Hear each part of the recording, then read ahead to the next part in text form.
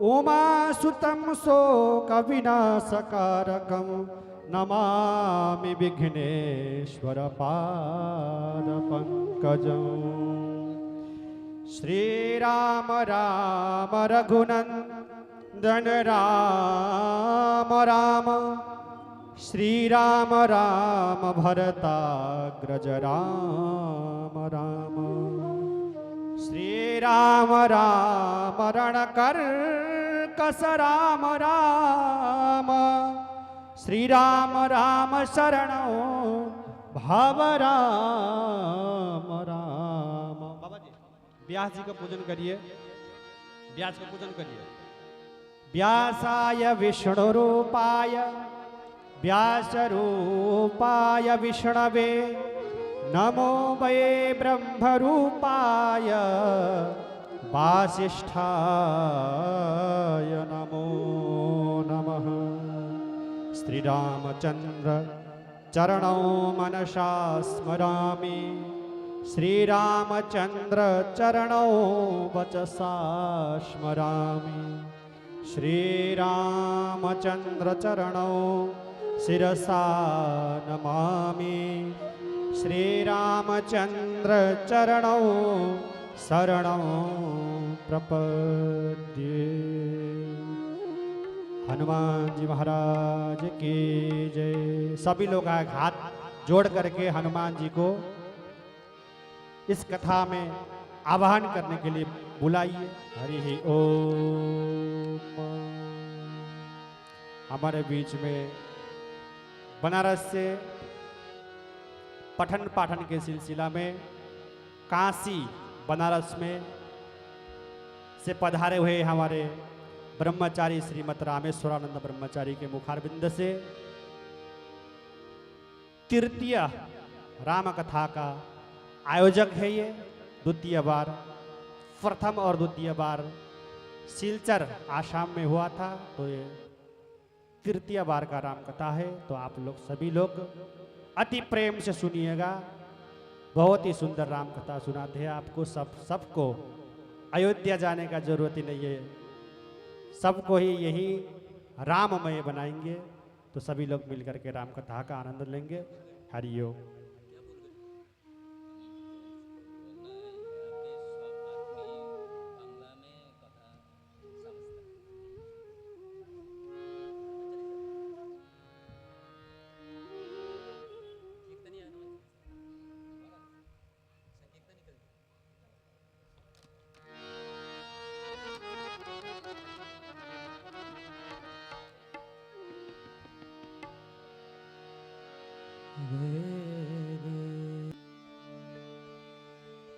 हरि ओम तत्सत्। स्वस्ति श्री गणेश शारदा गुरुभ्यो नमः। ओम अमृतं सुंदरं शांतं नित्यं प्रेम सुखावहम्,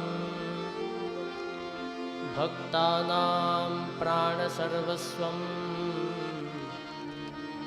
ओंकारं प्रणमाम्यहम्।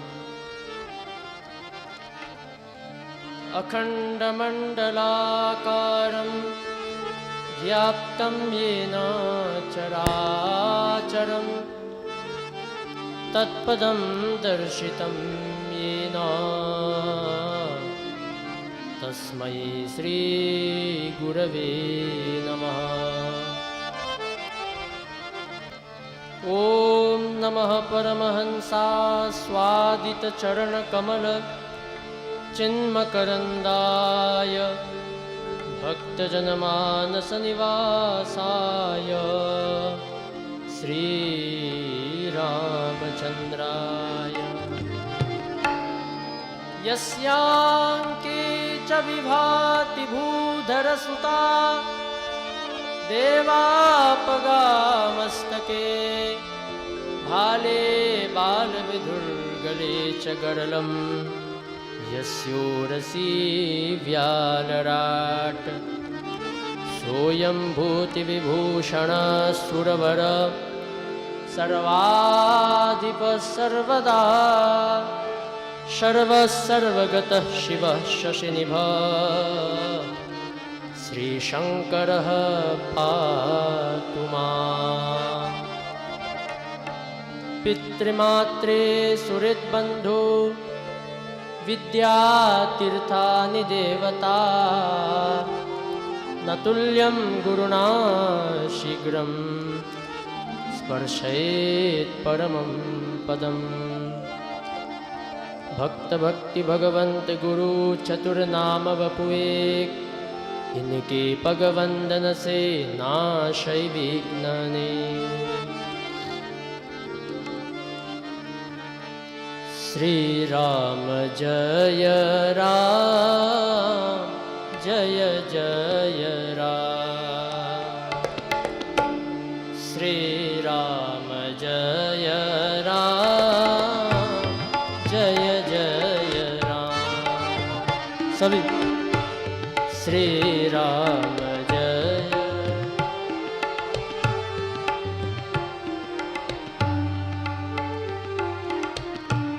श्री राम जय राम जय जय राम।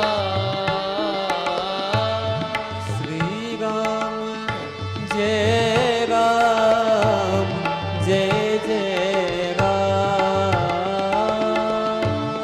श्री राम जय राम जय जय राम। श्री राम जय राम जय जय राम। श्री राम जय राम जय जय राम। श्री राम जय राम जय जय राम। श्री राम जय राम जय जय राम। श्री राम जय राम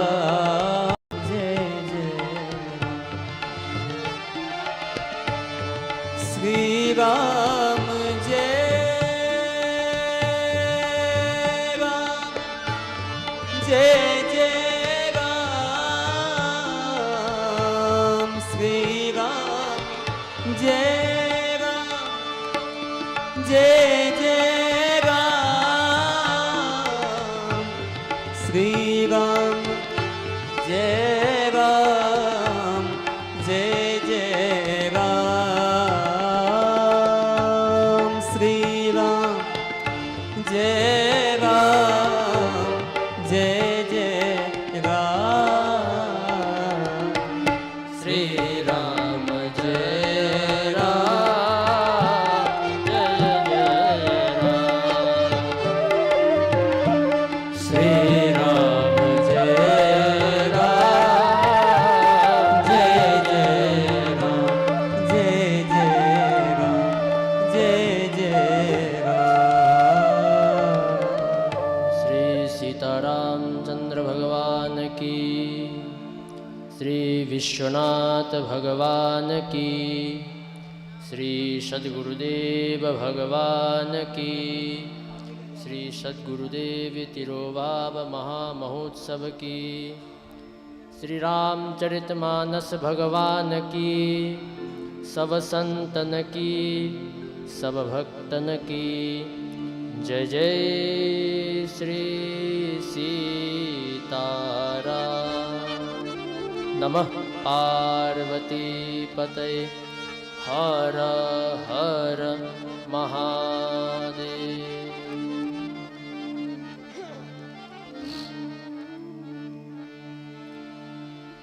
सर्वप्रथम परब्रह्म परमात्मा रामस्वरूप भगवान ओमकारेर चरणे प्रणाम जानाচ্ছি। और द्वितीयतः साक्षात परब्रह्म परमात्मा स्वरूप श्री सद्गुरुदेवेर चरण कमले प्रणाम जानाচ্ছি। जार कृपाय आपनारा सबाई एखाने उपस्थित आছেন। যার কৃপায় আমি এখানে বসে কিছু বলা হচ্ছে আমার মুখ থেকে, যে আমাকে বলাচ্ছে, তারই তিরোভাব দিবসে আপনারা সব ভক্ত সম্মেলন হয়েছে। বিশেষত আমি হিন্দিতে বলি, কিন্তু ভেবেছি যে যদি বাংলায় না বললে তো বিশেষ লাভ হবে না, কারণ যদি আপনারা অর্থটা গ্রহণ করতে পারেন না তাহলে লাভ কি হলো।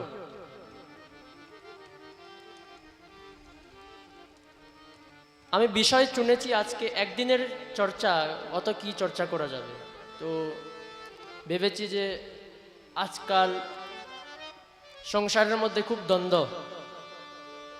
ভাই ভাইয়ের সাথে ঝগড়া, ভাই বোনের সাথে ঝগড়া, এই সেই, তো সেটার জন্য ভরত চরিত্র নেওয়া হয়েছে, যে ভাই কিরকম ভাইয়ের ধর্ম পালন করবে, স্বামী কেমন স্বামীর ধর্ম পালন করবে। তো ভরত চরিত্র আমরা আজকে প্রেম মূর্তি শ্রী ভরতলাল জির চরিত্র একটু শ্রবণ করার চেষ্টা করব। আমরা জানি রামায়ণ অনেক প্রকার, বাল্মীকি রামায়ণ আপনারা শুনেছেন, আর এখানে তো কৃত্তিবাস রামায়ণ তো আপনারা জানেনই। তো হিন্দুস্তানে কি হয়, আপনারা যদি এই পশ্চিমবঙ্গ ছেড়ে একটু দূরে যান, আপনারা শুনবেন রামচরিতমানস, এটা অনেক ওখানে লোকপ্রিয়, এখানে হয়তো অত বেশি প্রিয়তা নেই। ওইটা মূল হিন্দি ভাষায় গোস্বামী তুলসীদাসজি মহারাজ রচনা করেছেন। তো সেই রামচরিতমানস এই গ্রন্থের আশ্রয় নিয়ে আজকে আমরা চর্চা করব। তো যে প্রকার রামায়ণের মধ্যে 7টা কাণ্ড আছে, আপনারা এগুলো জানেন, এগুলো বেশি বিশেষত বলার দরকার নেই, আপনারা সবাই সনাতনী। ঠিক সেই প্রকার রামচরিতমানসের 7টা কাণ্ড আছে, বালকাণ্ড, অযোধ্যাকাণ্ড ইত্যাদি। তো ঠিক এই 7টা কাণ্ডের মধ্যে ভরত চরিত্র আমরা যদি দেখি প্রকাশদালি, তো এটা অযোধ্যা কাণ্ডের ভিতর পড়েছে।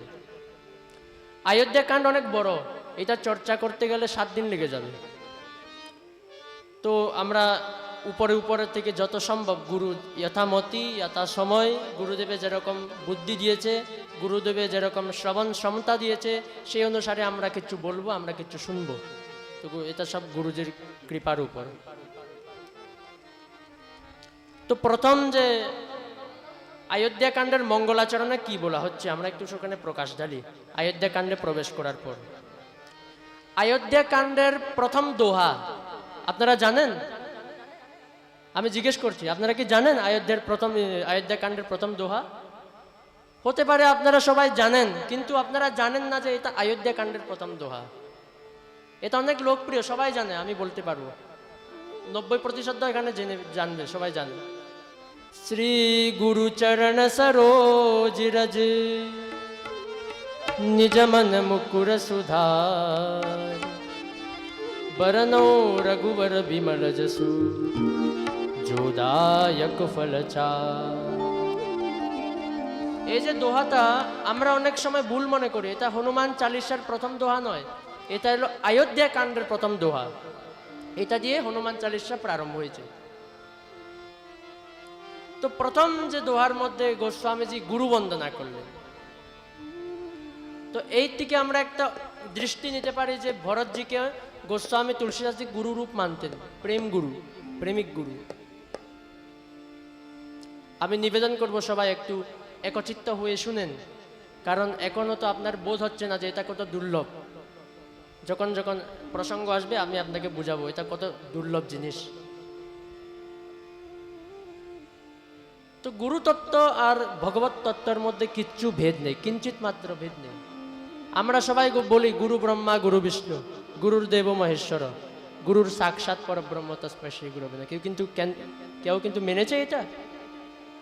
গুরু সাক্ষাৎ পরব্রহ্ম আমরা বলতে পারি, কিন্তু কে মেনেছে এটা? যারা যারা এই কথাটা মানেছে, ধারণ করেছে, অনুভব করেছে, তারা জীবনমুক্ত হয়ে গেছে। যেদিন গুরুদেবের মধ্যে সাক্ষাৎ পরব্রহ্মর দর্শন হয়ে যাবে, সেদিন আপনার আধ্যাত্মিক উন্নতি হয়ে গেছে। তো ঠিক সেই জন্য গুরুর চরণে অত্যন্ত নিষ্কাম প্রীতি হওয়া অত্যন্ত দরকার। আর সেটা হবে কেমনে? এখন প্রশ্ন হলো হবে কেমনে? তো সেটা গুরু প্রদত্ত সাধন করলে হবে। গুরু দীক্ষা নিয়ে আমরা কিন্তু আমরা কেউ পালন করি? আচ্ছা, ত্রিকাল সন্ধ্যা না পারলে কমসে কম 2 সন্ধ্যা তো পারি। 5 মিনিট বের করতে পারে না লোকে, অত ব্যস্ত হয়ে যায়। তো গুরু প্রদত্ত সাধনের মধ্যে যারা প্রবেশ করবে, যারা শ্রদ্ধাচিত্ত হয়ে পালন করবে, অবশ্যই তার মঙ্গল হয়ে যাবে। তো আমি আর বিস্তারিত যাচ্ছি না, আমাদের সময় একটু সীমিত আছে।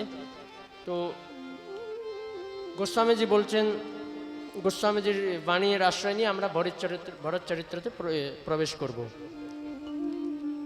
আপনারা শুনেছেন বিদেহরাজ রাজা জনকজি, মহারাজ জনক, মা সীতার বাবা, উনি ব্রহ্মজ্ঞানী ছিলেন, এর জন্য ওনাকে বিদেহরাজ বলা হতো। শরীরের মধ্যে থেকেও উনি বিদেহ অবস্থা প্রাপ্ত করেছিলেন। তো উনি সাক্ষাৎ উনি ভরতজির ব্যাপারে কি বলছে ওইটা আমরা একটু শুনব। ভরত সরিস को राम स्नेही सा लगाइए।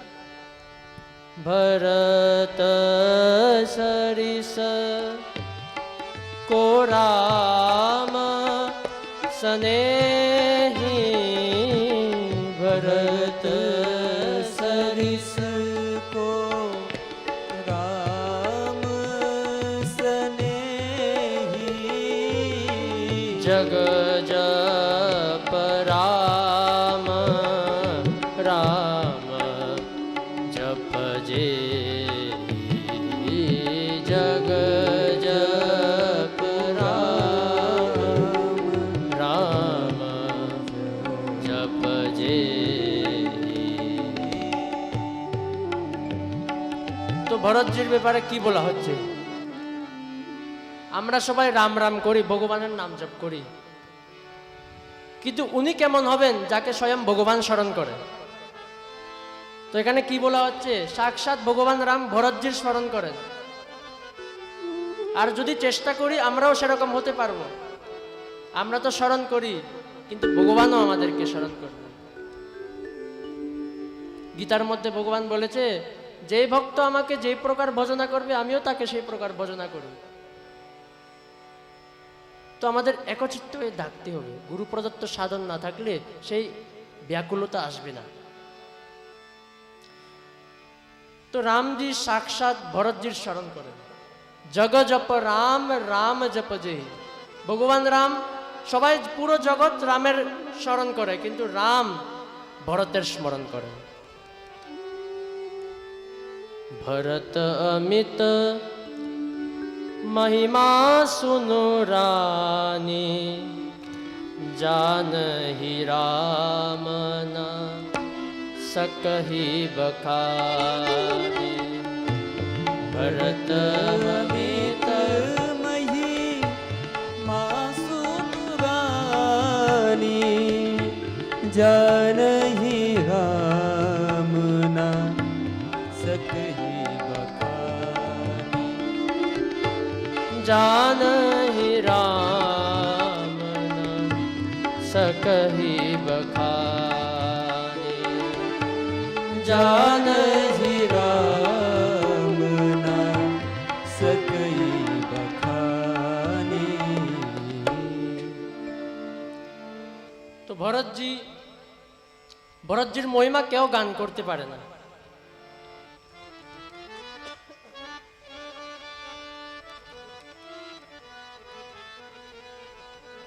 সাক্ষাৎ সরস্বতী দেবী,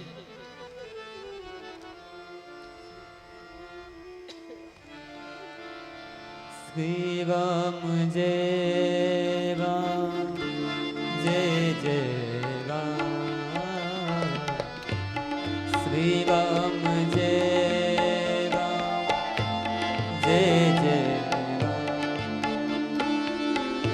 जय जय राम।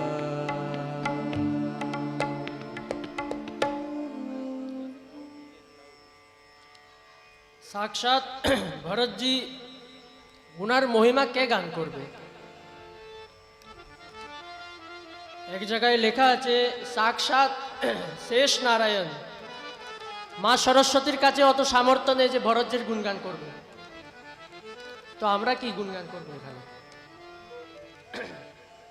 তো গুরু কৃপায় যথামতি আমরা চেষ্টা করব। তাই আমি আপনাকে শুরুতে অত বেশি সময় নিচ্ছে না, আমরা এখন চরিত্রতে প্রবেশ করছি। সবাই একত্রিত হয়ে শুনুন, আর এটা নিজের জীবনের সাথে মিলিয়ে চেষ্টা করবেন, মিলানোর চেষ্টা করবেন। এখানে যে কথা বলা হচ্ছে, যদি এরকম হয় তাহলে আমাদের জীবনের মধ্যে এটা আছে কি না সেটা দেখতে হবে। না এটা তো শোনান তো লোক অনেক, সবাই সবাই শুনে, এক কানে শুনে এক কানে বার করে দেবে, আমরা বাংলায় বলি। শুনে বিচার করতে হবে। তো ভরতজির আমরা চরিত্রতে প্রবেশ করি। আমরা সবাই জানি ভগবান রামের জন্ম হওয়ার পর যখন ভগবান সীতারামের বিবাহ হয়ে গেল, অতক্ষণ তো আমরা তো সবাই উপরে উপরে রামজির জীবনী তো আপনারা সবাই জানেন উপরে উপরে। বিয়া হবার পর ওনার বনবাস হলো। যখন বনবাস হলো তখন ভরতজি আর শত্রুঘ্নজি মামার বাড়িতে ছিলেন, কিন্তু তারা কিছু জানে না। ভরতজি আর শত্রুঘ্নজি কিছু জানে না যে আমার অযোধ্যাতে, আমার ঘরে, আমার বাড়িতে কি হচ্ছে। কিন্তু ততক্ষণ ভগবান রামের বনবাস হয়ে গেছে। দশরথজি শুরু লোকে চলে গেছেন, দেহ ত্যাগ করেছেন, ভরতজি জানে না। পরে বশিষ্ঠজি ভরতজিকে পত্র পাঠালেন ওনাকে ডাকার জন্য। বাল্মীকি রামায়ণে এটা অত্যন্ত বিস্তারিতভাবে বর্ণনা আছে। ভরতজি অনেক দিন থেকে কুস্বপ্ন দেখছেন, অশুভ সূচক অশুভ সূচকগুলো অনুভব করছেন। তো ভরতজি যখন খবর পেলেন, উনি দৌড়িয়ে রথসহ শত্রুঘ্ন সহ উনি এসে গেলেন। অযোধ্যাতে যখন উনি প্রবেশ করলেন, দেখলেন যে সবাই কেউ কথা বলছে না। যত অযোধ্যাবাসী আছে সবাই দুঃখে আছে সবাই। কেউ ভরতজির সাথে কথা বলছে না যে হে ভরত, আপনি আপনার বাড়িতে এরকম এরকম হয়েছে, কেউ বলার সাহস নেই। কারণ যদি কেউ বলবে ভরতজিকে যে আপনার বাড়িতে এরকম এরকম হয়েছে, ভরতজি জিজ্ঞেস করবে তো আমি কি উত্তর দেব, কি উত্তর দেব আমি? তো সবাই ভরতজিকে দেখে প্রণাম করে নিজের নিজের বাড়িতে ঢুকে যাচ্ছে সবাই।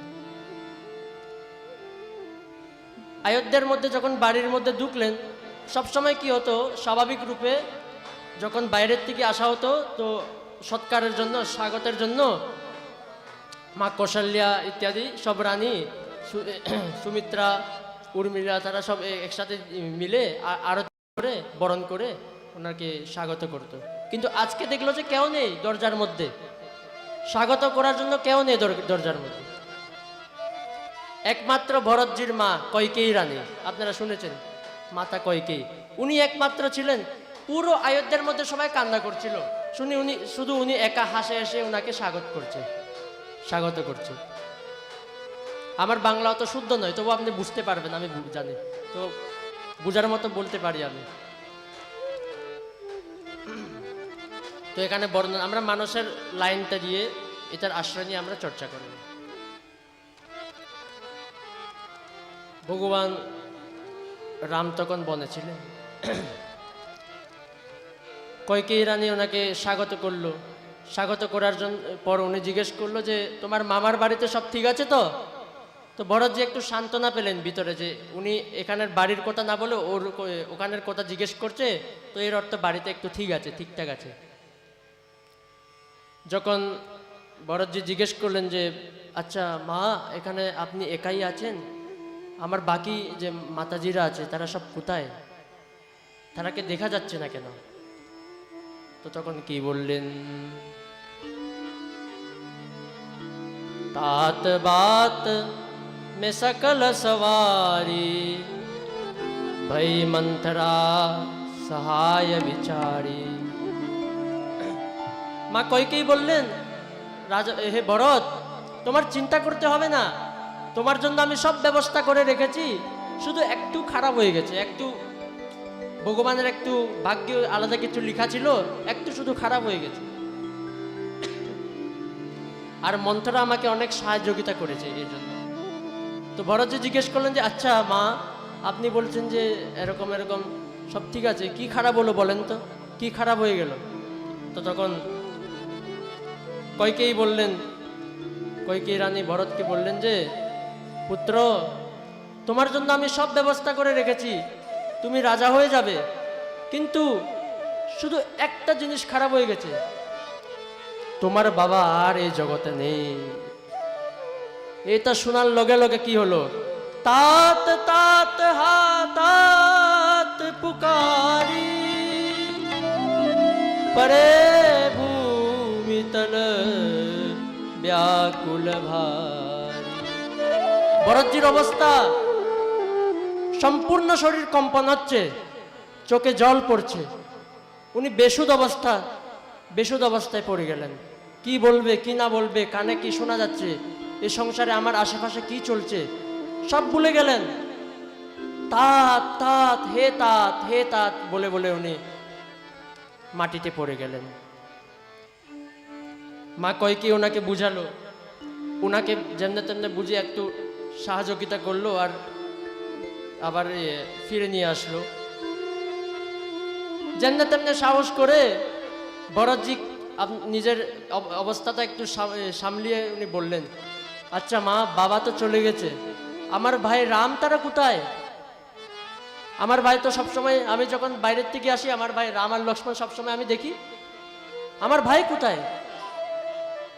তো তখন কইকেয়ী বললেন, কুটিল কঠোর মুদিত মনবরণী। কইকেয়ী ভালো করে সম্পূর্ণ কাহিনী বললেন যে এরকম এরকম তুমি রাজা হতেছিলে, এ রামজি রাজা হতে ছিল, রাত্রেবেলা আমি শুধু রাজাকে, আমার 2টা বর ছিল, তোমার জন্য আমি ভগবান আমার দশরথজির থেকে 2টা বর চেয়েছিলাম। প্রথম বর হলো যে ভরতকে রাজা বানিয়ে দাও, দ্বিতীয় বর হলো রামকে 14 বছর বনবাস দিয়ে দাও। এইটা শুনে আবার ভরতজির আবার বেসুধ অবস্থা হয়ে গেল।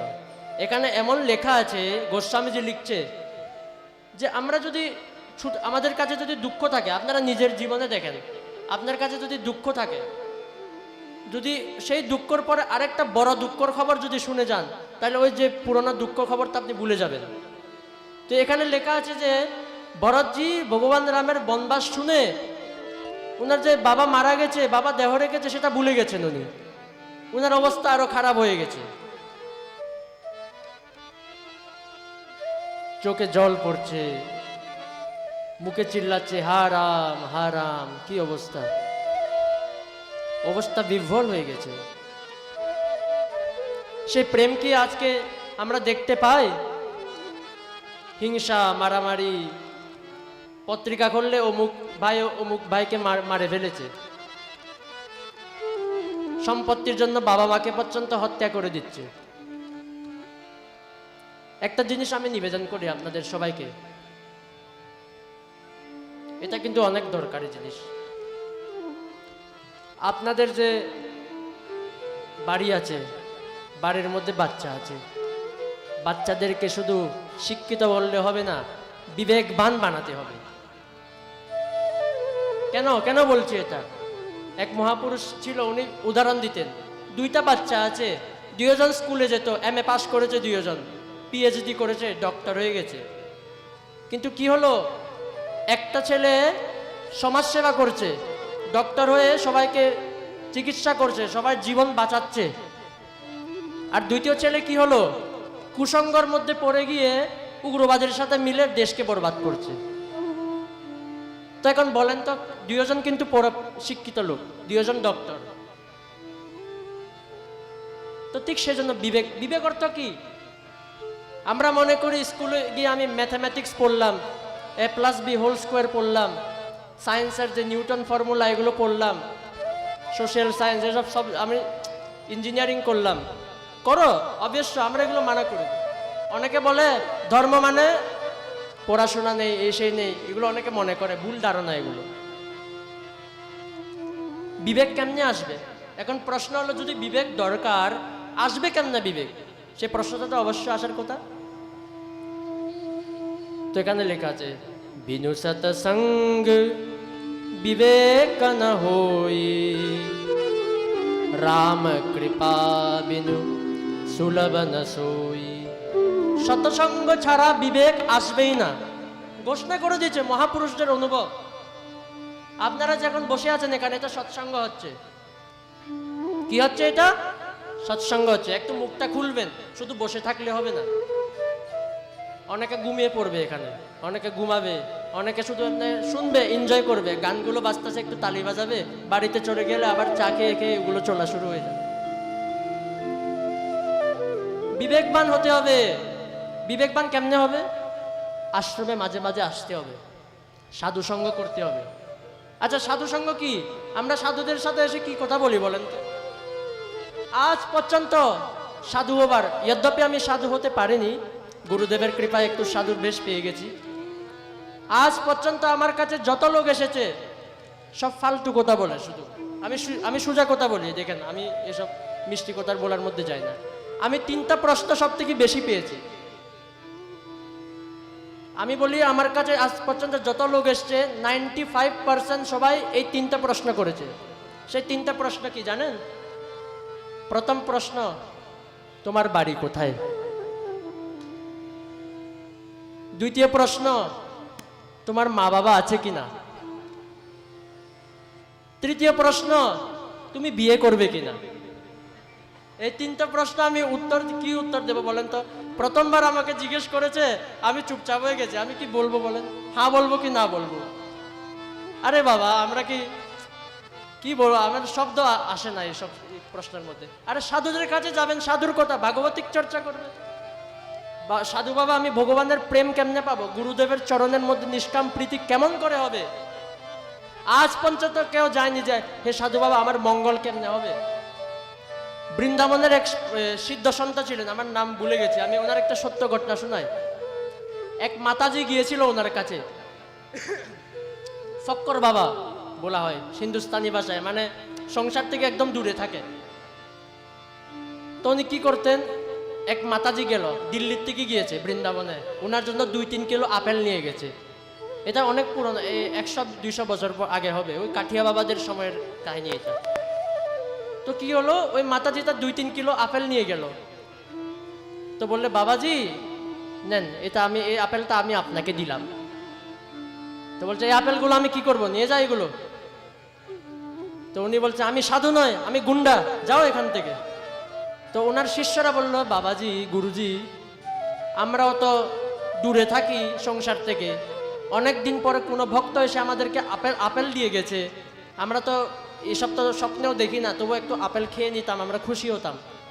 তো ওনার গুরুজি কি বললেন? তোমরা নতুন নতুন সাধক, সংসার থেকে দূরে থাকা উচিত। তো ওনার শিষ্য জিজ্ঞেস করলো, বাবা, যদি উনি তো চলে গেছে, এখন আবার যদি আসে, আবার আসলে কি করবেন? তো গুরুজি বললো, ডান্ডা মারবো।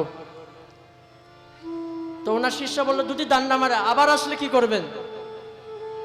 তো তখন মহাত্মা সজল চোখ থেকে জল পড়ছে, উনি বললেন, আবার যদি আসে, ওর সাধু প্রীতি দেখে আমি ওকে বলে দেব যে গোবিন্দ কেমনে পাওয়া যায়, আমি সেই রহস্যটা ওকে বলে দেব। যে সাধু সঙ্গ করতে গেলে আমাদের সাধু সঙ্গ করার পাত্রতাও আসতে হবে। এসব ফালতু প্রশ্ন। আমাদের এক মহারাজ আছে, আমি নাম বলবো না, ওনার কাছে যখন কেউ জিজ্ঞেস করবে যে আপনার বাড়ি কোথায়, তো উনি বলে যে আপনি কি করবেন, চা খাতে যাবেন, এরকম বলে। তো ঠিক না, সাধুদের থেকে কোনোদিন বাড়ি জিজ্ঞেস করতে নেই। সাধুর থেকে বাড়ি আরে গৃহস্থদের না গৃহতে থাকবে, গৃহস্থরা গৃহতে থাকে, সেজন্য ওনার নাম গৃহস্থ। যারা গৃহর মধ্যে স্থিত আছে তারাকে গৃহস্থ বলা হয়, আর যারা আশ্রমে স্থিত আছে তারাকে সাধু বলা হয়। সাধুরা থেকে কোনোদিন জিজ্ঞেস করবেন না বাড়ি কোথায়, সাধুদেরকে বলবেন আশ্রম কোথায়, আপনার গুরুধাম কোথায়। এই প্রথম প্রশ্ন সমাধান দিলাম আপনাদেরকে। আজ থেকে কোনোদিন বলবেন না বাড়ি কোথায়, আপনার আশ্রম কোথায়। প্রথম প্রশ্ন সমাধান হয়ে গেল। দ্বিতীয় প্রশ্ন, আপনার মা বাবা আছে কিনা।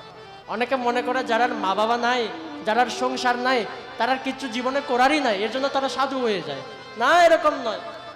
বড় বড় মহাপুরুষ, স্বামী বিবেকানন্দকে দেখেন, ও কি অনাথ ছিল নাকি? আরে ওনার কারণে তো পুরো সম্পূর্ণ জগৎ সনাত হয়ে গেছে। আমাদের বাবা মুনির আজকে উনি সাক্ষাৎ এখানে বিরাজমান আছেন, কতজনকে অনাথ থেকে সনাত করে দিয়েছে। আর আপনারা তো সবাই তো বাবা মুনির সন্তান, বলার দরকার নেই।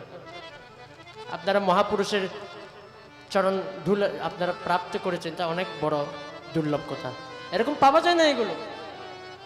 তো দ্বিতীয় প্রশ্নের আপনার সমাধান হয়ে গেল। তৃতীয় প্রশ্ন, আপনি কি বিয়ে করবেন কিনা? আচ্ছা, যদি আমরা বিয়ে করতাম আমরা এ বেশে আসতাম? আমরা সাধু হতাম নাকি? আরে বাবা, আমাকে জিজ্ঞেস করো অনেকে, আপনি কি বিয়ে করবেন? আরে এটা কি প্রশ্ন হলো? সাধুদের কাছে যাবেন, ভাগবতিক প্রশ্ন করবেন, কেমনে আমি সাধনা করব, কেমনে আমার ভগবত প্রাপ্তি হবে, কেমন করে আমার গুরু চরণে প্রেম হবে। তো এটা আমার আপনাদের চরণে বিনম্র প্রার্থনা। তো সেজন্য সবাইকে বিবেকবান হওয়া অত্যন্ত দরকার। আর বিবেক না হলে, বিবেক অর্থ কি? বিবেক অর্থ সৎ কি অসৎ কি সেই বিচার করার সামর্থ্য, সেটাকে বিবেক বলে। আপনার ভিতরে আপনি যদি জানেন যে আসল সৎ কি অসৎ কি, সেটার নাম বিবেক। আর সেটা শিক্ষা দ্বারা হবে না, মোটা মোটা ইকোনমিক্স পড়লে হবে না, মোটা মোটা সায়েন্স পড়লে হবে না, সেটা এই প্রকার সৎসঙ্গে বসে বিনম্রভাবে শুনলে তখন বিবেক আসবে। এটা আমি একদম, এটা আমার বাণী নয়, বড় বড় মহাপুরুষরা লেগে গেছে। এখানে বলছে বিনু সৎসঙ্গ বিবেক ন হই, রাম কৃপা বিনু সুলভ ন সোই। এখানে একটা বিচিত্র কথা শুনবেন। প্রথম বলছে সৎসঙ্গ ছাড়া বিবেক হবে না। দ্বিতীয় কথা কিন্তু আরো বেশি মহত্বপূর্ণ কথা, রাম কৃপা বিনু সুলভ ন সোই। ভগবানের যদি কৃপা থাকে না, এই সৎসঙ্গ পাওয়া যায় না। তো আপনারা নিশ্চিন্ত থাকেন, আপনাদের উপর অত্যন্ত কৃপা আছে, এর জন্য আপনারা এখানে বসে আছেন। সংসারে কত লোক আছে, হাজার হাজার কোটি কোটি, এই বারাসাতের মধ্যে কত লাখ জন থাকবে, অত জনের মধ্যে আপনারাই শুধু এখানে কেন বসে আছেন? একটু ভেবে দেখেন তো। রাম কৃপা বিন সুলভ ন সোই। ভগবানের কৃপা ছাড়া এই সৎসঙ্গ পাওয়া যায় না। ভগবানের কৃপা হচ্ছে সৎসঙ্গ, আর সৎসঙ্গের কৃপায় কি হবে? আপনাদের ভিতরে বিবেক উদয় হবে। সেই বিবেক দ্বারা কি করবেন? সৎ অসৎ বিচার করে ভগবানকে প্রাপ্ত করবেন। তো ভরতজির ব্যাপারে আমরা যদি চর্চা করি, ভরতজির মধ্যে আমরা এসে এগুলো দর্শন করতে পাই। ভরতজি বিহ্বল হয়ে গেলেন, কান্না করতেন। উনি বলছেন যে আমার রাম কোথায়? উনি ভুলে গেছেন যে ওনার বাবার মৃত্যু হয়েছে, ভগবান রামের বনবাস শুনে উনি ভুলে গেছেন সেটা।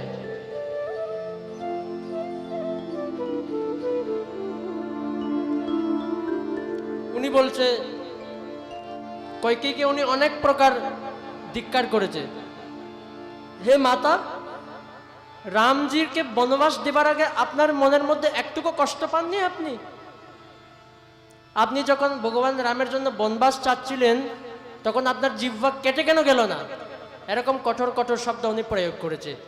এখানে তো তবু সংক্ষিপ্ত আছে। বাল্মীকি রামায়ণে আপনারা যদি দেখেন, অত্যন্ত বিস্তারিত উনি অনেক প্রকার উনি ধিক্কার করেছে।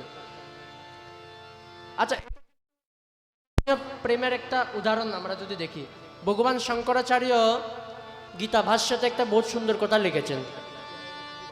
অনন্য ভক্তি কি? ভক্তি তো ঠিক আছে, অনন্য ভক্তি কি? আমরা সবাই জানি, এখানে বলে অনন্যাস চিন্তায়ন্ত মান, যদি অনন্য চিন্তন করে। আচ্ছা, অনন্য চিন্তনের জন্য অনন্য ভক্তি দরকার আছে, ঠিক? অনন্য চিন্তন যদি করতে চান তাহলে অনন্য ভক্তি দরকার, কারণ অনন্য ভক্তি আসলে না অনন্য চিন্তন করবেন। তো অনন্য ভক্তি কি? তো ভগবান শঙ্করাচার্য বলছেন যে সকল ইন্দ্রিয়গুলো বিষয় থেকে ছাড়িয়ে ভগবানের মধ্যে লাগিয়ে দেবা, সেটা অনন্য ভক্তি। এখন প্রশ্ন ওঠে যে আমরা তো সংসার খাচ্ছি, আমরা মুখ দিয়ে খাবার খাচ্ছি, ইন্দ্রিয় দ্বারা ভোগ করছি, কান দ্বারা শুনছি, চোখ দ্বারা দেখছি, তো আমরা তাকে ভগবানের সামনে কেমনে লাগাবো? অত্যন্ত সরল উত্তর, অত্যন্ত সরল উত্তর। এখানে কি বলা হচ্ছে?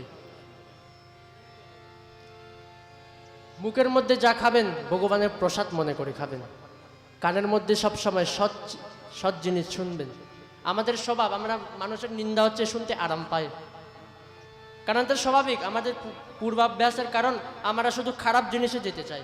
এখানে 4-5 জন মিলিয়ে অমুক মানুষের চর্চা করছে, আমি একটু গেলাম, আমি দেখছি ও সকালে আজকে এরকম করছিল, এটা কিন্তু খুব খারাপ। বেশিরভাগ খারাপ পাবেন না, খারাপ পেলে অসুবিধা নেই, আমি তো সবার সন্তানই। মাতাজিরা 4-5 জন মিলে মন্দিরে সবজি কাটার সময় এগুলো বেশি চর্চা করে, আমি এগুলো অনুভব করেছি। এটা অনুভবই কোথা, 4-5 জন মাতাজি সবজি কাটবে, একদিকে আলু কাটছে, একদিকে ওই অমুক জনের চর্চা চলবে, এটা ঠিক নয়। সবজি কাটার সময়, গুরু সেবা করার সময় সবসময় গুরুদেবের কথা বলবেন। আজকে গুরুদেবকে কেমনে সেবা দেব, আজকে গুরুদেবের কি রুচি হবে, সেটা ভাবতে হবে। সেই ভাবনা তো আসলে হবে না, কারণ দেখেন আপনারা যদি এসব ফলের আপনি প্রত্যক্ষ ফলটা পাবেন না। কানে সবসময় সৎ বিচার শুনবেন, চোখে সাধু দর্শন করবেন, মুখে ভগবানের কথা গুণগান করবেন, শরীর যেটা কর্ম করবেন ভগবানের পূজা মনে করবেন। আপনারা সকালে যে বাচ্চার জন্য টিফিন প্যাক করেন, আপনারা যে দোকানে গিয়ে কাজ করেন, আপনারা অনেকে দোকান আছে, কারোর ফলের দোকান, কারোর বুসিমালের দোকান, এটাকে আপনার কাজ মনে করবেন না, এটা ভগবানের পূজা মনে করবেন, ভগবানের পূজা হয়ে যাবে। আপনারা যে রান্না করছেন বাড়িতে, মনে করবেন না যে আমি আমার পরিবার আছে তাকে খাওয়াচ্ছি, না, আমি ভগবানকে সেবা দিচ্ছি, আমি এটা ভগবানের জন্য করছি, তো সেটাও পূজা হয়ে যাবে। তো একটা ছোট আমি 5-10 মিনিটের একটু গুরুভজন করে আমরা আগে প্রসঙ্গে প্রবেশ করব। আপনারা ঘুমাচ্ছেন কেন আমি জানি না। শিলচরের ভক্তগুলো আমি এবার কথা করেছিলাম, সবাই একদম দাঁড়িয়ে দাঁড়িয়ে তালি বাজিয়ে খুব উৎসাহিত হয়ে বাজাচ্ছে। আপনারা সব ঘুমাচ্ছেন, একটু তালি বাজাবেন, গান গাবার চেষ্টা করবেন, অ্যাক্টিভ হয়ে যাবেন। আপনারা সবাই ভিতরে অনেক নতুন, শরীর চাহে বুড়া হোক বাচ্চা হোক, শরীরের দিয়ে কোনো অসুবিধা নেই। আপনারা সবাই ভগবানের গুরুদেবের চরণ আশ্রিত, দেখাতে হবে আমি বাবামনির সন্তান, গর্জনা করতে হবে আমাদের কোনো ভয় নেই, আমরা বাবামনির সন্তান, আমরা গীতার মন্ত্রে দীক্ষিত, আমার মৃত্যুর ভয় নেই, সেই গর্জনা আসতে হবে ভিতরে। তো একটা ছোট ভজন দিয়ে আমরা সবাই গাবার চেষ্টা করবেন। যারা হিন্দি বুঝে তারা বুঝতে পারবে, খুব সুন্দর অর্থ। কৃপা কি না হতি जो आदत तुम्हारी, तो सुनी रहती আদালত তোমারি। অর্থটা আমি একটু বলে দিচ্ছি। হে প্রভু, ভগবানকে বলা হচ্ছে, অর্থাৎ গুরুদেবকে বলা হচ্ছে, আপনার স্বভাব যদি কৃপা করার না হতো তো আজকে আপনার দরজার সামনে অত ভিড় হতো না। আপনার স্বভাবই কৃপা করা।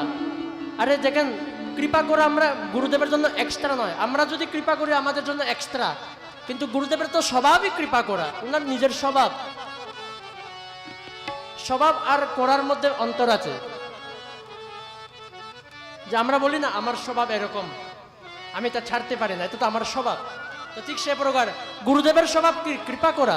যদি গুরুদেব কৃপা না করতো আমরা অতজন আজকে সামনে বসে থাকতাম না। তো একটা সুন্দর ভজন। कृपा की न होती जो आदत तुम्हारी, कृपा की न होती जो आदत तुम्हारी, तो सुनी ही रहती अदालत तुम्हारी, तो सुनी ही रहती अदालत तुम्हारी। गरीबों के दिल में जगह तुम न पाते, गरीबों के दिल में जगह तुम न पाते, तो किस दिल में होती इबादत तुम्हारी, तो किस दिल में होती हिफाजत तुम्हारी। कृपा की ना होती जो आदत तुम्हारी, कृपा की ना होती जो आदत तुम्हारी, तो सुनी ही रहती अदालत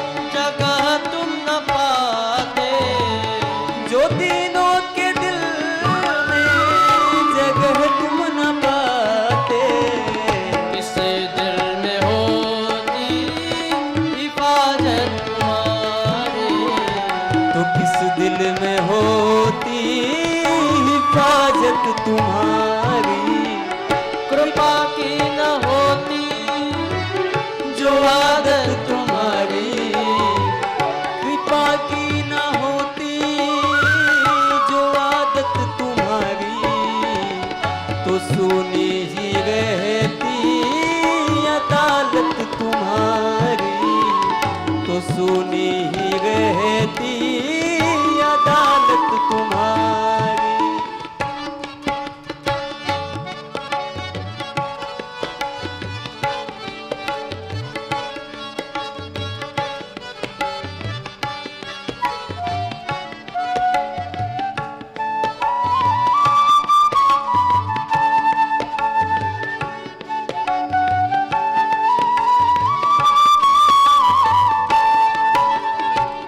न मुलजिम ही होते न तुम होते हाकिम, न मुलजिम ही होते न तुम होते हाकिम, न घर घर में होती इबादत तुम्हारी, न घर घर में होती इबादत तुम्हारी, कृपा की न होती जो आदत तुम्हारी, कृपा की न होती जो आदत तुम्हारी, तो सुनी ही रहती अदालत तुम्हारी, तो सुनी ही रहती अदालत तुम्हारी।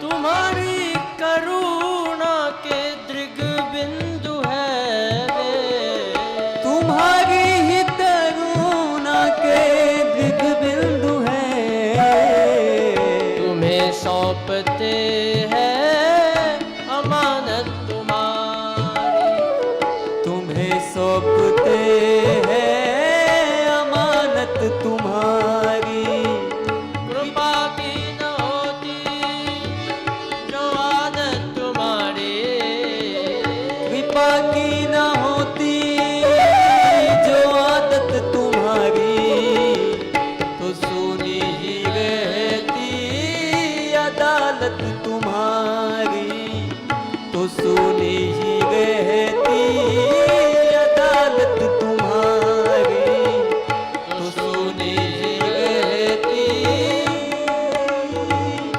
अदालत तुम्हारी।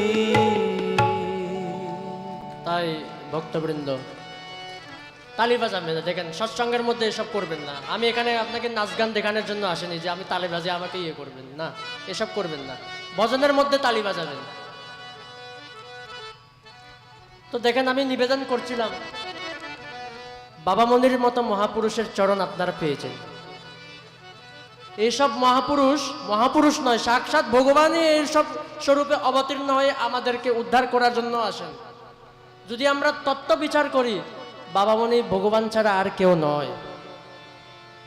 অনেকেও তো এখানে প্রশ্ন করবে নিজের গুরুকে ভগবান বলে দিচ্ছে, কিন্তু শাস্ত্রের মধ্যে সেটাই তো লেখা আছে, গুরু সাক্ষাৎ পরব্রহ্ম।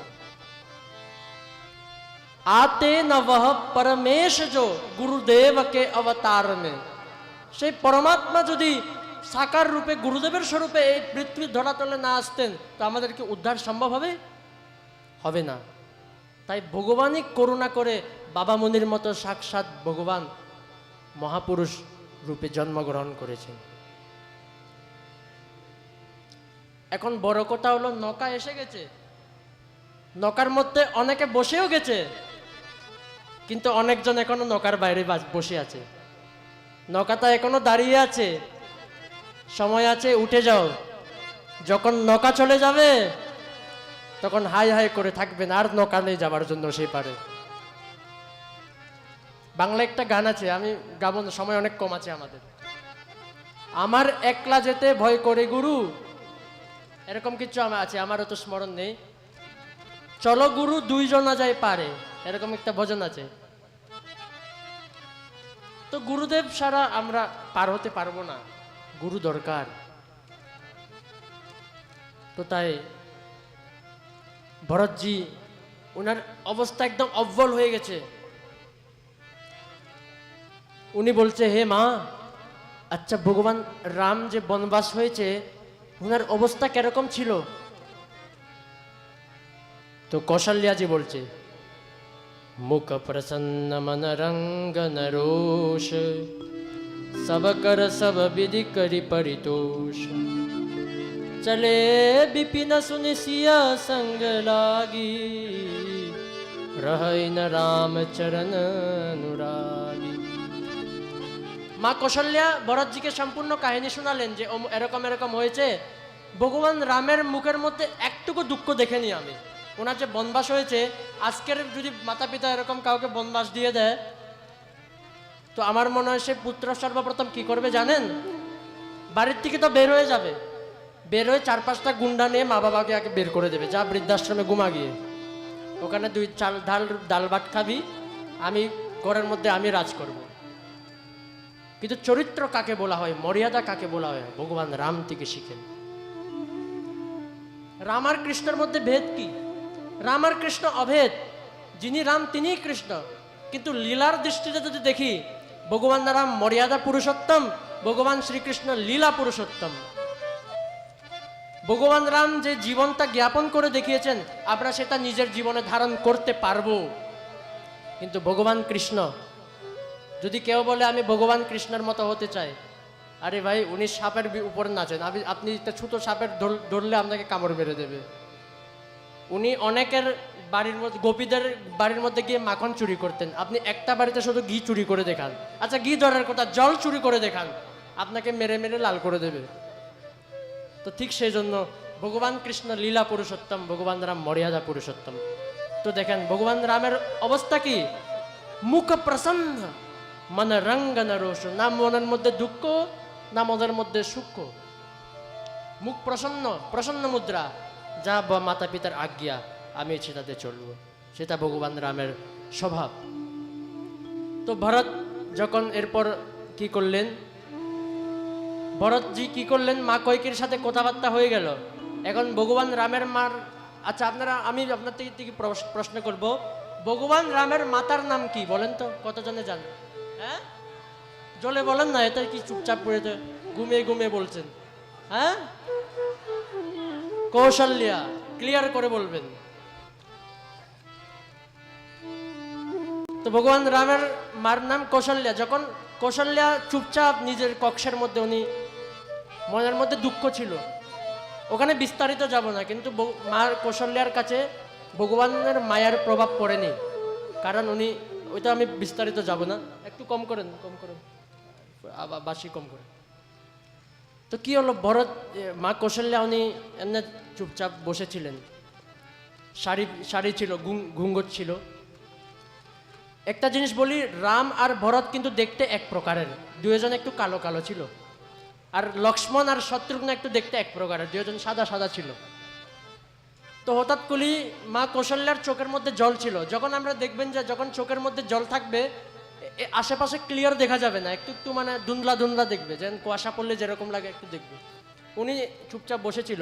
হঠাৎ করে ভরত যখন দরজার মধ্যে আসলেন, মা কৌশল্যা দৌড়িয়ে উঠে, ওনার লেগেছে যে কালো কালো আমার রাম এসে গেছে, উনি দৌড়িয়ে চলে গেছেন দরজার মধ্যে, আর দরজার মধ্যে পচেনি, উনি নিচে মাটিতে পড়ে গেছে, মূর্ছিত হয়ে গেছে। ভরতজি ওনাকে উঠালেন, ভরতজি কান্না করতে করতে ওনাকে বুঝালেন, হে মা, আমি সত্যি বলছি, সত্যি প্রত্যেক করে বলছি, ভগবান রামের বনবাসের মধ্যে আমার একটুকু হাত নেই।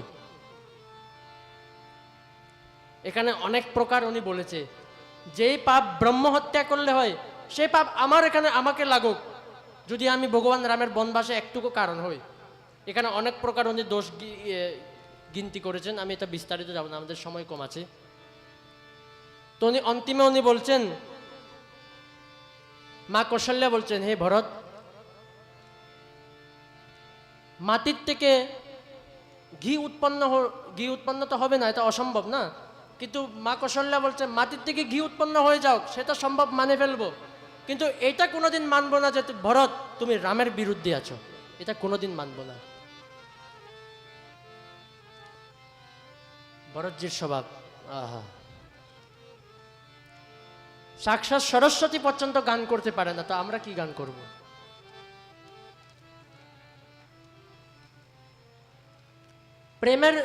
প্রেম কাকে বলে জানেন? প্রেম, সংসারের মধ্যে প্রেম নেই, প্রেমের ভ্রম। প্রেম তো কেবল ভগবানের চরণেই হতে পারবে, গুরুর চরণেই প্রেম হতে পারবে।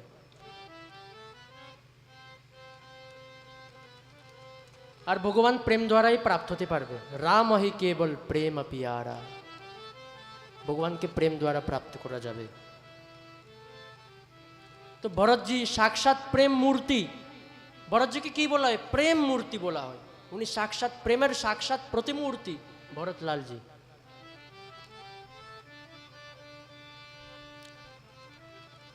তো তুমি, এটা কোনোদিন সম্ভব নয় যে ভরত কোনোদিন রামের বিরুদ্ধে থাকতে পারবে না, মা কৌশল্যা সেটা বলছে। সময় আসলো, রাজা দশরথের অন্তিম ক্রিয়া হলো। যতক্ষণ ভরত আসছিল ততক্ষণ একটা নৌকার মধ্যে রাজা দশরথের শরীরটাকে তেলের মধ্যে ডুবিয়ে রেখেছিল, যেন দেহটা যেন পচে না যায়, সেই জন্য তেলের মধ্যে ডুবিয়ে রাখা হয়েছিল। পরে কি হলো, ওনার যখন সময় আসলো, ভরতজি যখন এসে গেলেন, তখন রাজা দশরথের অন্তিম সংস্কার হলো। পিতুহিত ভরত কি নিজ শিকরণী, সোমুখ লাখ যায় নেই বরণী। এখানে বলা গেছে ভরতলালজি যেই প্রকার পিতাজির রাজা দশরথের অন্তিম ক্রিয়া, শ্রাদ্ধ তাদ্য সব যেভাবে করেছেন, লাখ মুখে বর্ণন করলেও সেটাও সম্ভব নয়। কারণ দেখেন, যে মাতা পিতা আমাদেরকে 9 মাস গর্ভে রেখেছে, যে মাতা পিতা আমাদেরকে মতো বড় করেছে সংঘর্ষ করে করে, তারা যখন দেহ ত্যাগ করে আমাদেরকে 13 দিনেরও সময় নেই। অনেকে বলে আমার কাজ আছে, আমার বিদেশ যেতে হবে, 3 দিনের মধ্যে শেষ করে দেন সবকিছু। কিন্তু শাস্ত্রীয় বিধিতে যদি দেখি, এটা 13 দিনের কার্যক্রম, পিণ্ডদান, শ্রাদ্ধকর্ম ইত্যাদি ইত্যাদি। তো এখানে ভরতলালজি একদম শাস্ত্রীয় বিধি পর্যন্ত সবকিছু বিধিবিধান করে ওনার অন্তিম ক্রিয়াগুলো সম্পন্ন করেছে। তবু কিন্তু ভরতজির মনের মধ্যে শান্তি নেই। উনি কি বলছে, বাবা গেছে স্বর্গলোকে, আমার নিজের বড় ভাই যিনি পিতাতুল্য, তিনি আছে বনের মধ্যে কষ্টে আছে, আমি কেমনে নিজে আরামে থাকতে পারবো, কেমনে আমি আরামে থাকতে পারবো? তবু মা কৌশল্যা ওনাকে অনেক ভালো প্রকারে বুঝিয়েছেন, অনেক বোঝানোর চেষ্টা করেছেন, তবু ভরতজির মনের মধ্যে শান্তি নেই। পিতুসুরপুরস্য রাম বন करन कहु मोहि राज, एहिते जानहु मोरत কে আপন বরকাজ। বলছে যখন সবাই বলল ভরতজি আপনি রাজা হয়ে যান, তখন তো আপনার পিতার ইচ্ছাও সেটা ছিল, রামজি ভগবান রামও খুশি হয়ে যাবে যে আপনি যদি রাজা হয়ে যান, আপনি রাজা হয়ে যান, সবাই নিবেদন করছে। কিন্তু ভরতজি কি বলছে, বাবা আমার স্বর্গলোকে আছে, ভাই আমার জঙ্গলের মধ্যে কষ্টে আছে, আর আমি রাজা হয়ে রাজভোগ করব? ধিক্কার করলেন, নিজেকে অনেক ধিক্কার করলেন। তো বলছে যে নিশ্চয়ই তোমাদের প্রতি কিছু স্বার্থ আছে, জগতের মধ্যে তো সবার মধ্যে স্বার্থ আছে। আমাদের কাছে ভ্রম থাকে যে আমাদেরকে ও প্রেম করে, আপনার দিকে কিছু প্রাপ্ত হচ্ছে। আচ্ছা, কেউ যদি মারা যায়, ওর শব্দগুলো ভারকুলি শুনবেন আপনি। অমুকজন মারা গেল, ওর পরিজনগুলো কি বলে, তুমি মরে গেছো, এখন আমাকে ভাত কে খাওয়াবে, তুমি মরে গেছো, এরকম এরকম অনেক প্রকার। আমি তো সংসারে এইসব জানি না, এগুলো অনেকগুলো চলতে থাকে। অনেকে বলে তুমি মরলে আমি ভাত কেমনে খাবো, তুমি মরলে আমি থাকবো কেমনে? তো স্বার্থ আছে না, আরে ও আছে এর জন্য, ও টাকা পয়সা কামাচ্ছে, ও আপনাকে খাওয়াচ্ছে, সেজন্য তো ওকে প্রেম আছে। ও যদি আপনাকে ডেলি পিটাই করে, ওকে আপনাকে প্রেম করবেন না? তো স্বার্থ আছে, এই যে বন্ধনটা আছে না, যে প্রেমের বন্ধন লাগছে, কিন্তু প্রেম নয়, সেটা স্বার্থের বন্ধন। তো ভরতজি বলছে রাজা কাকে হতে হয়? ধর্মশীলকে রাজা হতে হয়। আমি তো অধম। ভরতজি নিজেকেই একদম দোষী মনে করে ফেলেছেন। যত যে রাজা দশরথের যে মৃত্যু হওয়া, দেহত্যাগ হওয়া, এবং ভগবান রাম লক্ষ্মণ সীতার যে বনবাস হওয়া, সবগুলোর কারণ আমি কেন জন্মগ্রহণ করেছি, মায়ের গর্ভের মধ্যে কেন আমি মৃত্যু প্রাপ্ত হলাম না। উনি নিজেকে ধিক্কার করলেন, আমি সব দোষী। আচ্ছা, এটার মধ্যে একটা বিচারনীয় কথা আছে। প্রকৃত ভক্ত কোনোদিন নিজেকে ভক্ত বলবে না, প্রকৃত প্রেমী কোনোদিন নিজেকে প্রেমী বলবে না। প্রেমের অবস্থা কি? নারদ ভক্তি সূত্রের মধ্যে দেবর্ষি নারদ প্রেমকে অনির্বচনীয় বলেছে, মানে মুখ দ্বারা বলার সম্ভব নয় বলা। প্রেম কি? তাকে অনির্বচনীয় বলা হয়েছে। প্রেম অনির্বচনীয়। তো সে রাজার লক্ষণ উনি বললেন যে আমি রাজার হওয়ার আমার অধিকার নেই, নিজেকে উনি ধিক্কার করলেন। আর উনি তার মিষ্টি কথা বললেন, হে মা, আমার বিশ্বাস আছে নিশ্চয় আমি অপরাধী, নিশ্চয় আমি অধম, আমি সব দোষের কারণ, কিন্তু আমি একটা জিনিস আমি অবশ্য জানি, যদ্যপি মে অনভলয় অপরাধী ভয় মোহি কারণ সকল উপাধি। जय मोहि कारण सकल उपाधि। तदपि शरण सन्मुख मोहि देखी क्षमि सब करी हहि कृपा विशेषी। तदपि शरण सन मुख मुझि देखी क्षमि सब करी हहि कृपा विशेषी। ভরতজি বলছেন, ভগবান রামের স্বভাব আমি ভালো করে জানি, আমি নিশ্চয়ই অধম, আমি নিশ্চয়ই পাপী, কিন্তু আমি সেটা অবশ্যই জানি, আমার বিশ্বাস আছে যখন আমি ভগবান রামের সামনে যাব, ভগবান রাম আমার দোষ দেখবেন না, ওনাকে আমাকে দেখার লগে লগে আমাকে হৃদয়ে লাগিয়ে নেবেন, সেটা আমার বিশ্বাস আছে। সেটাই প্রকৃত শরণাগতির লক্ষণ। কি বলে তো প্রকৃত শরণাগতির লক্ষণ? আমি যেরকম হই না কেন, আমি গুরুদেবের, গুরুদেব আমার, আমি ভগবানের, ভগবান আমার। সে বন্ধন, সে দৃঢ় নিশ্চয় থাকতে হবে। আমি যেরকম হই না কেন, কিন্তু আমরা সবাই ভগবানের, আমরা সবাই গুরুদেবের, সেই ভাবনাটা রাখতে হবে।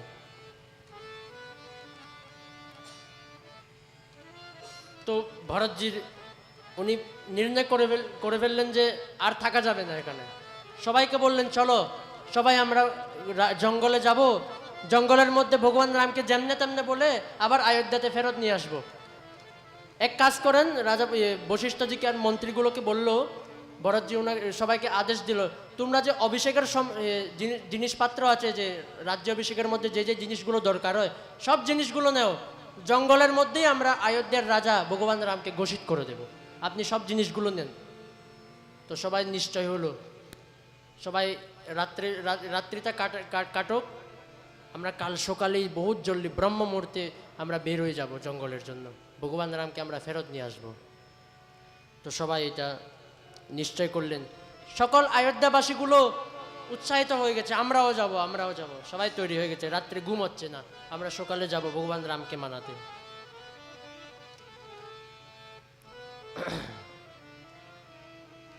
তো প্রথম দিন তারা তমসা নদীর পাশে আশ্রয় নিলেন, দ্বিতীয় দিনে গোমতী নদীর ওনার আশ্রয় গ্রহণ করেছেন।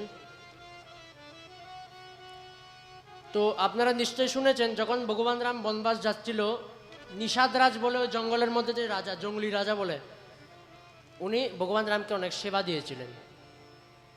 তো ওই রাস্তার মধ্যে আধা রাস্তায় ওনার রাজ্য আসে জঙ্গলের মধ্যে, যাকে কিরাত জাত বলা হয়। তো সেই নিষাদরাজ দেখলেন যে যখন ভরতজি তারা সেনা শহীদ আসছে, অনেক হাতি ঘোড়া সব কিছু, সকল মাতা কৌশল্যা ইত্যাদি সব তিন রানী, বশিষ্ঠ মুনি সবাই একসাথে গিয়ে যাচ্ছে, ঘোড়ার মধ্যে যাচ্ছে, কেউ পালকির মধ্যে যাচ্ছে ভগবান রামকে নিয়ে আসতে। নিষাদরাজজি দূর থেকে দেখলেন অনেক সেনা যাচ্ছে, যখন দূতকে পাঠালেন, যাও দেখো তো এগুলো কোথায় থেকে আসছে। তো বললো যে এটা ভরতজির যাচ্ছে সেনা সহিত। নিষাদরাজের মনের মধ্যে সন্দেহ হলো, এই তো ভরত যাচ্ছে, ও তো একা যেতে পারতো, 2-3 জন নিয়ে যেতে পারতো, অত সেনা সহিত হাতি ফাতি নিয়ে নেবার দরকার কি ছিল। উনি ভয় পেয়ে গেছে, উনি মনে করেছে ভরতজি এখন ভগবান রামকে আক্রমণ করতে যাচ্ছে। তো ওনার সেই ভ্রম হয়ে গেছিল। তো উনি বললেন, এই সবাই তৈরি হয়ে যাও যুদ্ধের জন্য, আমরা যুদ্ধ করব, আমরা মরে যাব, কিন্তু আমাদের স্বামী শ্রী রামের জন্য আমরা যুদ্ধ করে করে আমাদের দেহতা দিয়ে দেব, আমরা যুদ্ধ করব।